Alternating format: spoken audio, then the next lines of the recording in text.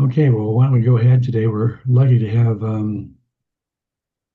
Florian Jean from ALLFED in Germany. He's going to talk to us about some work they've been doing on other kinds of issues about the aftermath of a war and industrial collapse and other kinds of things like that. And I should mention, just in passing, that Andrea Bierman from Future of Life asked people to let her know what they're doing. We're just about to enter the third year of funding year, so it's a good idea to tell her if you have something you're about to start submitting to some journal. Uh, so go ahead, Florian. All right, thank you. Then I'm just gonna quickly start my presentation. One sec.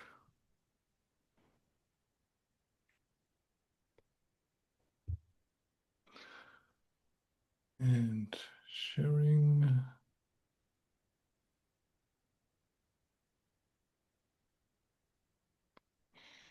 Can you see it now? Yes. Excellent. Well, thanks for the invitation. As I was already introduced, just really quick, I'm Florian. I work for the Alliance to Defeat Terrorist and Disasters, ALLFED. My colleague Seymour couldn't make it, unfortunately, today, but I should know enough about all his stuff so to answer most of your questions.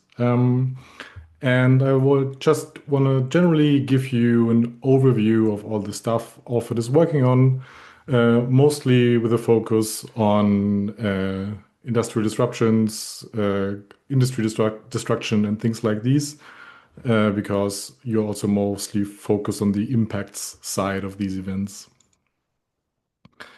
Um, and before we get into the weeds of all the different papers I want to tell you about it, I just want to have a little start of the motivation between why ALLFED is working on the things we are working on and what kinds of things we are working on.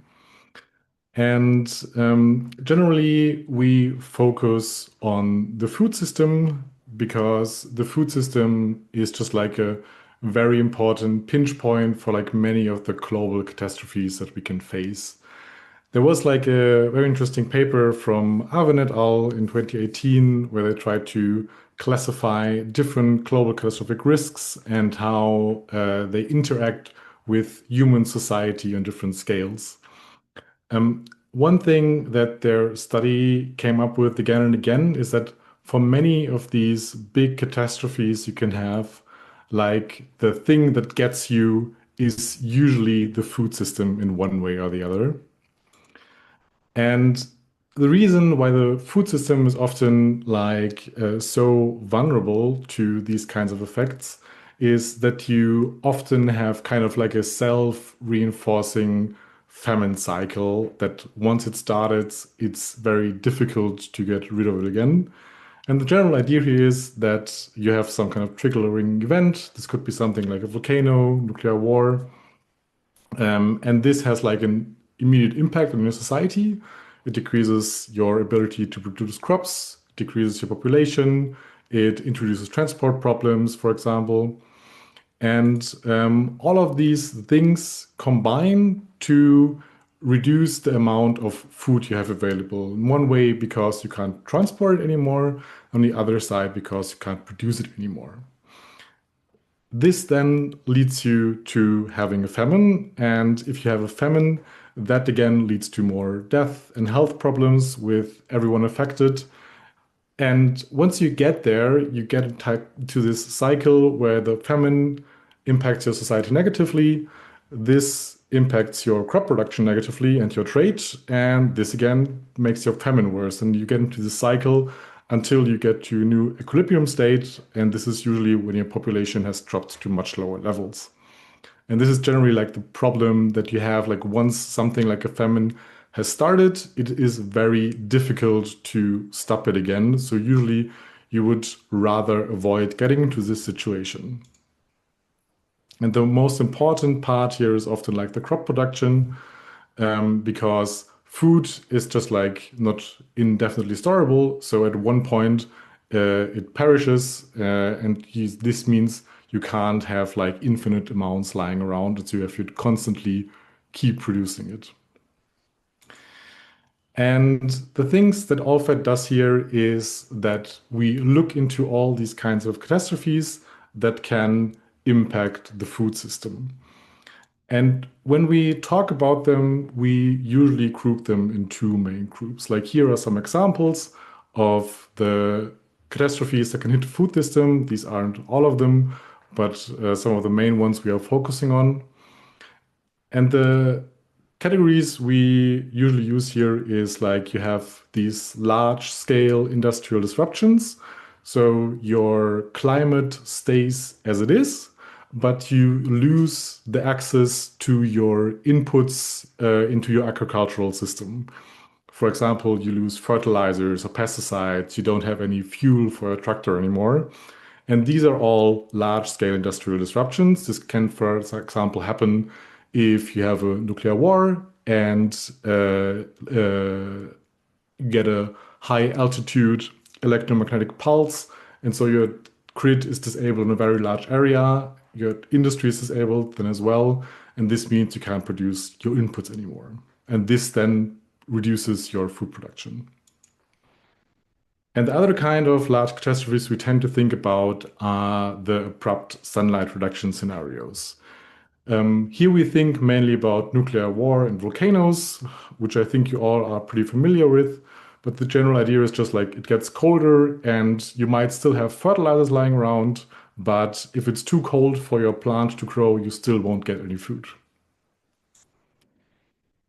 And when we think about the different catastrophes, usually at ALLFED, we try to focus on all these catastrophes that reduce the global amount of calories available by 5% or more. What you can see here is the amount, the recurrence rate of how often food shocks of different sizes happen. So what it tells you, for example, is if you look at the x-axis at like around 2%, this means like you have a 2% shock. And on the y-axis, I'll see how often this happens. So it is around like in 13% of the year in the FAO data from 1961 to today, you have like a food production shock of around 2% or more. And we tend to look at the catastrophes that can produce shocks of 5% of above. 5% is kind of arbitrary, but we are using it because there is some data that, for example, things like the world wars might have pushed it above this edge, and also things like the Tambora eruption, for example. But this is just like the scale that we are expecting very large negative outcomes globally, because like for these smaller shocks, these are usually like priced in and you might get local problems, but globally we are usually fine due to the interconnected global food trade system. And when we are talking about these kind of events, you can always think about like you have essentially like 3 steps where you can stop a catastrophe from becoming really bad. The best thing is prevent it. So if you don't have like a nuclear war, that's great. But especially if you have things like more natural events, if you have like a large volcanic eruption, you might not be able to prevent them. And this means you get to the next step, where the question is more like, okay, how does this catastrophe scale to a larger degree, and how might you be able to stop it at this scale?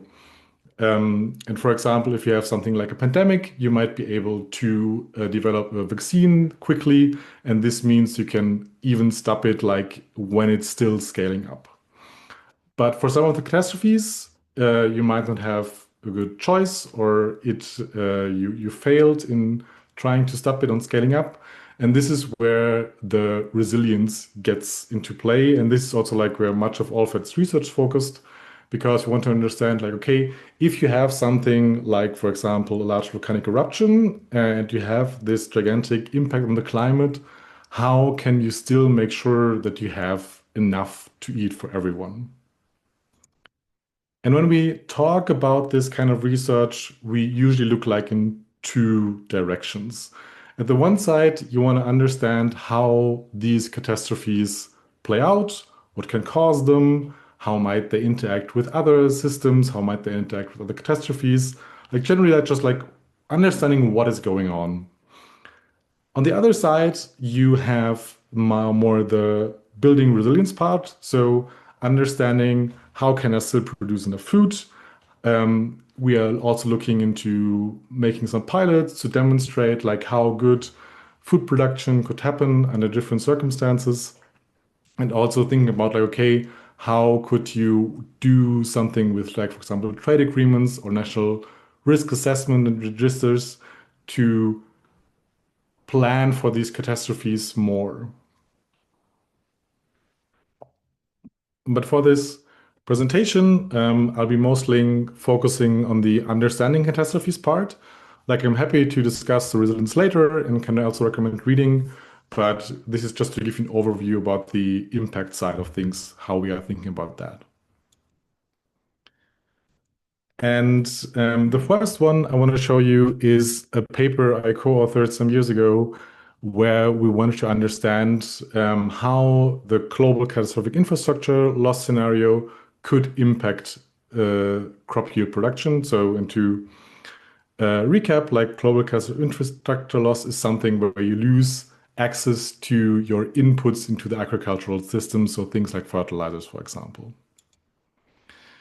And we did this by splitting our scenarios into two parts, essentially. Like the first year, where we assume, okay, you don't have electricity anymore, so you can't like easily do using electrical pumps, so you lose most of your irrigation. But you still have things like fuel lying around, you still have your tractor, you still have some fertilizers, pesticides. So you can do at least some of the things we are still currently doing. And in the second year, we assume that all your stocks have run out, and you therefore have to work with the yields you get without these factors. And we looked at this by essentially doing looking at the model that shows like how much these different factors change your yields and then apply this to a bunch of crops. So what you can see here is the amount of yield reduction for like the four big crops like rice, soybean, corn, and wheat. Like the yellow one is the first year where you still have some fertilizers and things, and the red orange one is the second year and after that where you have lost most of your inputs. And as you can see, the drops here are quite severe, especially for wheat. You are losing like almost half of your yields after the first year. For soybean, it's a bit better, for example, because soybeans can also fixate for some nitrogen from the atmosphere, but you still have problems due to losing access to things like pesticides. And we can also look at how this shows up globally. So this is the bluish color is you have like a very big decline in yields, and yellow means you have no decline in yields. And what we can see here that usually you have like the biggest declines in yields in all those areas where you are currently producing a lot of this food.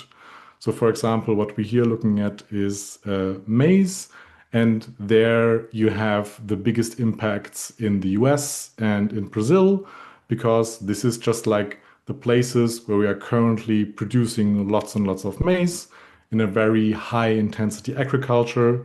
And these places are also those that are hit worst by losing access to the inputs like fertilizers.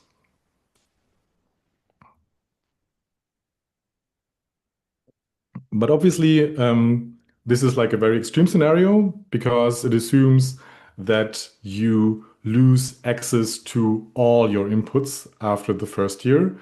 And it isn't really immediately obvious that this is how it has to play out. So you can also like imagine only losing part of your industrial capacity, for example.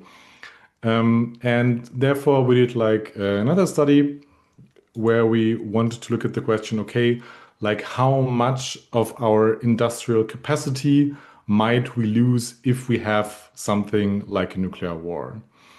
And if you want to understand like how a nuclear war would impact your industrial capacity, you essentially like have to know three things. You have to know like how much industry will be destroyed by a single nuclear warhead or like by a different amount of yield in the nuclear warhead. You have to know how many of the warheads will be detonated. And if you combine one and two, you know like how much of your industry will be destroyed because we already know where all the industry is located globally. And then the final step is to map this loss in industrial capacity to a loss in industrial output because this isn't like one to one. And what we did to understand this is we first try to understand, okay, like how much is the relationship between the size of a nuclear explosion and how much area is destroyed and industry is destroyed. And here we just assumed like a power law relationship between the how large the area of the destroyed is destroyed and how much the nuclear weapon was. And then we could overlay like these circles of the assumed destruction on OpenStreetMaps because in OpenStreetMap we have areas tagged as industrial, and so we can like easily see like okay which parts of the industrial sites are in this circle. And the next thing you have to do is understand like, okay, where would these nuclear explosions even happen? And this scenario we looked into in more detail was a nuclear war where the United States is hit. We used like the open RiseUp database, which contains like all the potential or targets for nuclear attack in the US. And it also contains the what size of nuclear weapons might be used for these different places. Um, and using like the from the data from last slide, like the amount of destruction by a given warhead size and this target map, we could then calculate how much of the industrial capacity in the United States might be destroyed. And this is only looking at the explosions in and of itself. So this doesn't take into account things like fallout or EMP. But if you only look at the direct destruction by the explosions, we can see that around like 24% of the US industrial infrastructure would be destroyed immediately. Um, and as I mentioned earlier, like then the next step is to understand like, okay, if you have in destruction of 24% of your infrastructure, how does this map to a decrease in your outputs? To understand this, we try to look at like a variety of case studies where we wanted to understand like, okay, how do these two variables play together? Like how does industrial disruption map to a reduction in industrial output? And this we try to find like as many data points as possible, which is difficult because, like, thankfully, we often don't have destruction at this scale. But the examples we include here are, for example, the invasion of Ukraine, North Korea in the Korean War, Second World War, Germany, and putting them all together, you can kind of create an interpolated line between all of those. And if you put like 24% reduction in that industrial infrastructure into this interpolation, you see that you end up with around like 60% reduction of industrial output by the effects of the explosions alone. Um, Another part we generally want to understand more is trade, because once you have all these disruption, this will obviously also impact the amount of trade, and especially like food trade.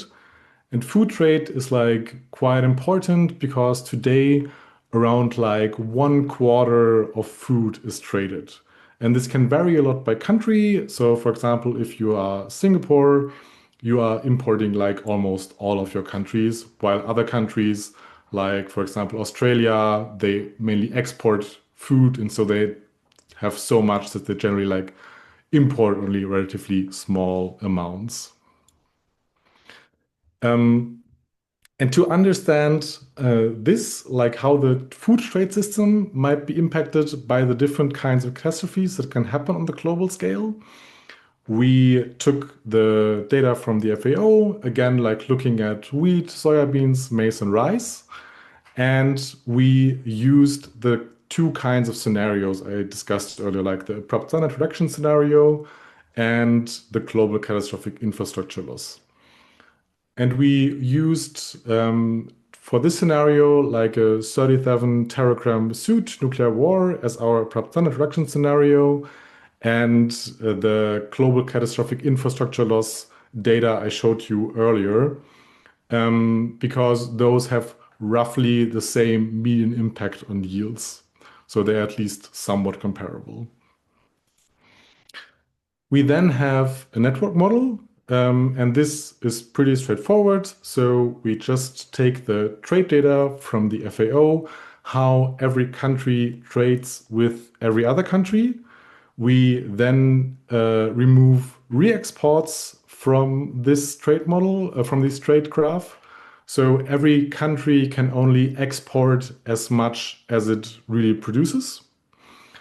And this then allows you to introduce yield reductions, because like if a country is producing like 30% less food, they will also likely export less food. And we're assuming here that this will be like a one-to-one relationship. So if you have 30% less food production, you will, for example, also export 30% less food.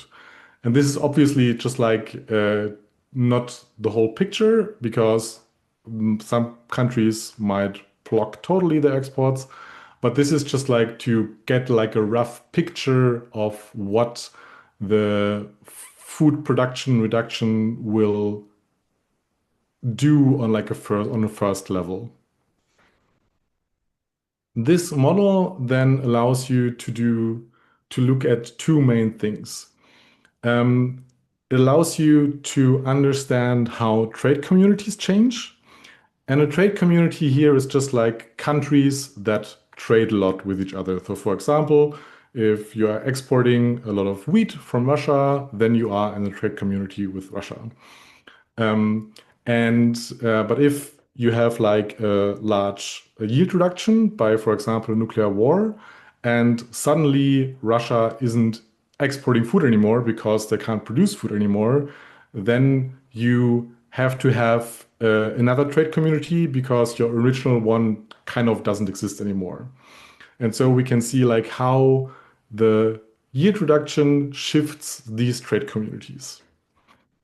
The other thing we can see is how much crop imports are reduced. Because as I said earlier, like because we have removed the re-exports, the reduction in yields is directly equal to the reduction in exports. And therefore, if you know how much the exports are reduced, you also know how much the imports are reduced. Um, When we then look at the results of this model, what you can see here is how much the trade communities have changed due to these kinds of events. And blue here means your trade community hasn't changed at all. And yellow means you essentially have completely changed your trade community because it wasn't feasible anymore.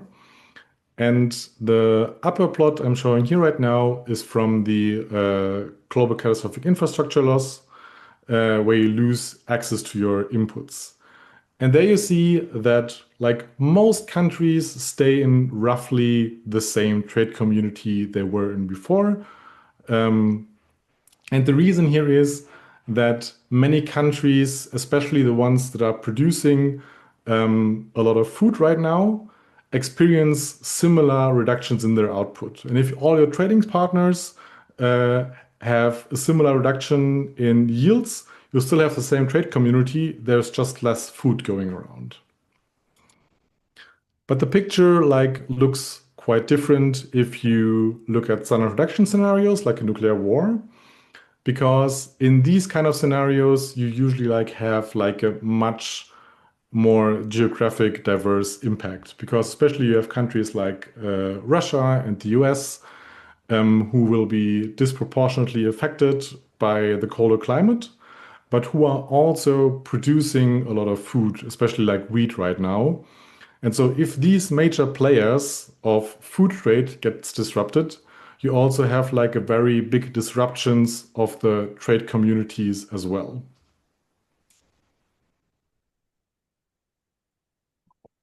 And what you can see here is how this translates into food import changes. Again, like the four big crops, the y-axis here is how much the imports are reduced. And we are looking here at three kinds of scenarios. On the left, you have the impacts of large-scale industrial disruption. In the middle, you have a sunlight reduction scenario. And on the right, you have the combined effects of both. And the combined effects one, you can kind of imagine as you have like a nuclear war, you have the climate effect, and you also have a high altitude electromagnetic pulse who disables your industry. And as you can see here, like the impacts are quite severe. You use like you lose a lot of the imports, especially maize is severely affected because it like maize generally likes it warm. So if it gets colder, it is affected most. But you also lose a lot of the other imports as well. And so many countries would here be severely affected, even though they might have had nothing to do with the catastrophe that caused this in the first place. And the next one I want to show you here is this is the one of by Simon where I wasn't involved in, so hopefully I can explain it well. But the general idea is that they wanted to understand is, okay, how do supply chain disruptions by losing electricity cascade out into your available of food products? And they created like a systemic system dynamics model, and they calibrated it on Venezuela because Venezuela in the past often had the problem that they lost electricity on like a nationwide level and also lost this like for a month at a time.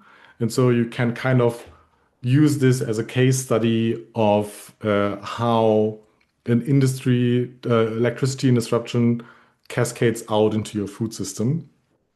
And the model can produce this case study reasonably well. And the outputs you get here are something like this. So what you can see here is at the top plot is how much of your electrical grid has been restored. So if you're at 100% again, you get all your electricity back. And the lower plot shows you how much of your food production in comparison to baseline you still have available.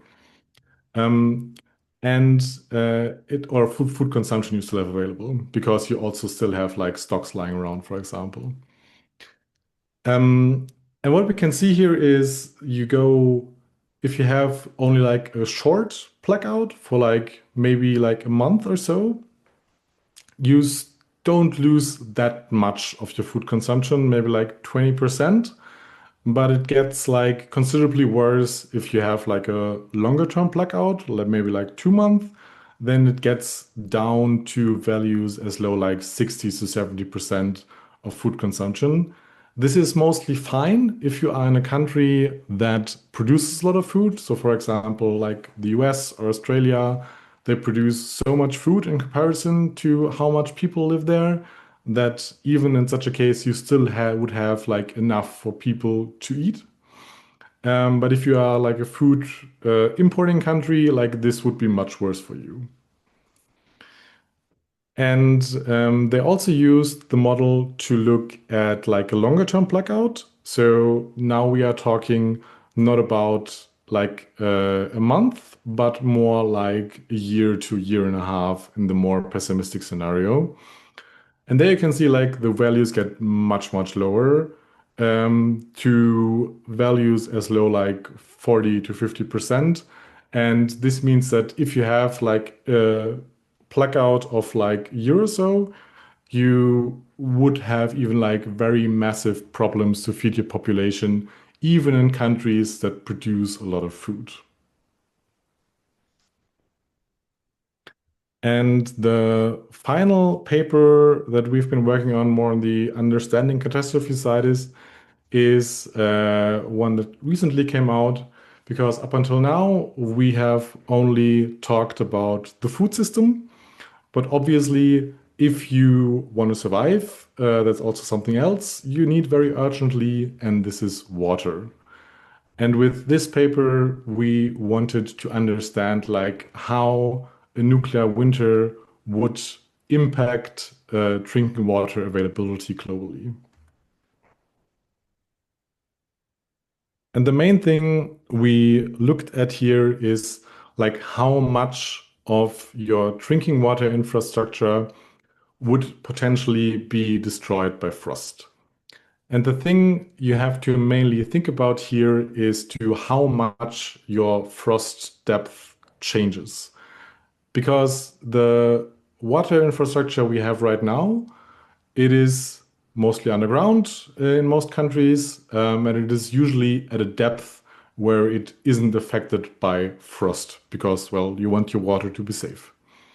And this is usually fine because in normal circumstances, your frost depth doesn't really change much year to year. But if you have a nuclear winter, it obviously does.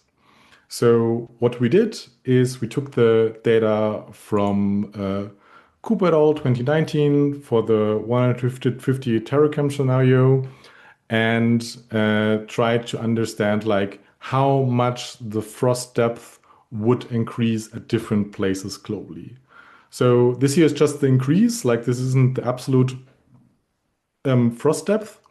And as you can see, like you have like a globally very distinct pattern. This is mostly just happening or only happening at the northern hemisphere. Especially worse, badly affected are like the US, but also Canada a lot, Russia, but also like large parts of Asia and Europe also would come into problems because of the increased frost depth. Um, Once you know where the frost depth increases, the next thing you have to understand is like where are even areas in this frost depth increase where you have people living. Because like if it gets really frosty in a place somewhere where nobody lives, it doesn't matter that much for drinking water.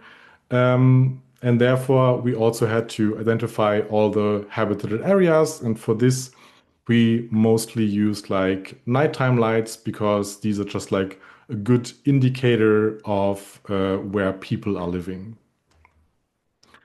This gets you this map here. So these are all the urban areas globally that would be affected by increased frost depth. And as you can see, like especially like China and the US have lots and lots of areas that would be severely affected. The third thing you need to have to understand the impacts on the drinking water is how many pipelines you even have there. And for this, we used some already existing models that tell you, based on some properties of urban areas, like how much pipelines you can expect below these areas. And we also validated these with existing water networks. And the key findings from that study is that on the northern hemisphere, you have like massive increase in frost depth in many areas. This translates to around almost 9 million kilometers of underground water supply that would be affected. And this again translates to around 2.1 billion people who might lose access to their primary water source because their drinking water system just might not work anymore. This also affects like a lot of countries, but especially like the US, China, and also Russia.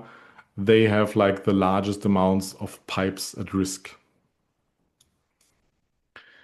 And these were like the main things I wanted to show you, and just like little extra information that might be interesting to you of some other studies we worked on that might be worth checking out. Like I said earlier, this was mostly about our impact side of research. But if you are interested in the resilience side of our research, there has been like a great recent review by my colleague Juan, where he tried to summarize all the things that we have learned in around 10 years of research about these resilient foods. So if you want to understand this, this is the great source to start. Another one is one that I've been working on last year, is where I tried to make a bibliometric review of the research field of global catastrophic risks in general. Nuclear war is one of these global catastrophic risks, but there are many more. And I wanted to understand there how these catastrophes are worked on, how they are understood now. And so if you want to know like the general state of the field, this might be worth checking out. And finally, like a paper I wrote some years ago, which is a bit more on the obscure side, where I wanted to understand like, okay, how might nuclear winter and overstep planetary boundaries interact with each other? Because as you know, climate change is ongoing, and we are still overstepping many planetary boundaries. But this changes the Earth system, and this change in the Earth system can also, again, like change how global catastrophes like nuclear winter might play out. And the kind of things I'm currently thinking about and working on, one of the main ones I'm interested is understanding a bit better, like how similar, for example, nuclear and volcanic winter are, like both in how in their climatic effects, but also how they might impact societies. Because I think like large scale volcanic eruptions are, for many cases, the best case studies we have if we want to understand global catastrophic risk better. And I would really like to understand better like how easily you can transfer these insights to nuclear winter. And building on that, I'd also like be very curious to see, for example, how a very large volcanic eruption might play out in today's world, because I think we can expect one in the next few hundred years, very likely. But it seems to me we have very little research on trying to understand like how this would actually play out. And I think it's important to understand these things before the catastrophe happens. This was my summary of the impact side of ALLFED's research. If you want to know more about the stuff I've talked about, you can check out our website. I also have a Substack where I try to summarize research around global catastrophes and societal collapse. So this might also be interesting for some of you. If you want to reach out later, you can just reach me at Florian@ALLFED, but I'm also happy to answer questions and discuss now. And thanks for your time.